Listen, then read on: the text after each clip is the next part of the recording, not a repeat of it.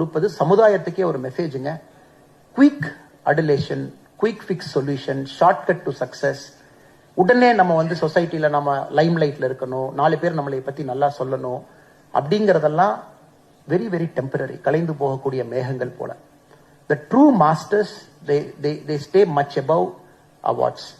அதனாலதான் கழுகும் காக்காவும் பாத்தீங்கன்னா ரொம்ப அற்புதமா இருக்கும். நீங்க கழுகு காக்கா சண்டை பாத்தீங்கன்னா கழுகும் காகமும் சண்டை போடுங்க. எப்ப சண்டை போடணும்? ஒரு பர்டிகுலர் ஹைட் வரைக்கும்.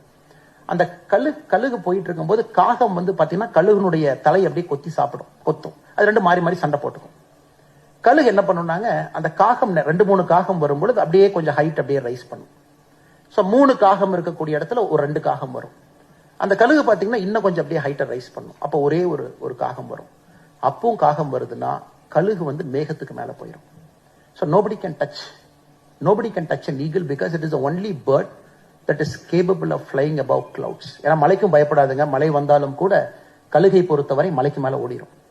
இன்னைக்கு இந்த மாஸ்டர்ஸ் எல்லாம் அந்த மாதிரி தாண்டி வந்திருக்காங்க. அவப்பேச்சுக்கள், பொறாமைகள், தவறான வார்த்தை பயன்படுத்துதல், இதெல்லாம் தாண்டி தான் என் master reaches that particular level. அப்படி பண்ணும்போது they rise their craft one level. They rise their craft one level. Finally, they go to a horizon like Amma Padma Subramaniam here, where nobody can touch them. They exist in a state of purity, exist in a state of honesty. அதனால் நம்ம இந்த award கொடுக்கும் பொழுது it is also our duty to just think few minutes about இந்த position வர்றதுக்கு எவ்வளவு sacrifice பண்ணி அவங்க வந்திருப்பாங்க, இந்த ஹைட் வந்து சாதாரணமா ரீச் ஆயிருப்பாங்களா அப்படின்னு.